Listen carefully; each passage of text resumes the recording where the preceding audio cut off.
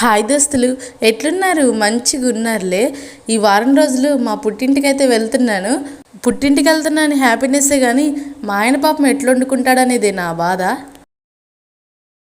అసలే పాపం అన్నం వండుకోవడం కూడా చేత కాదు.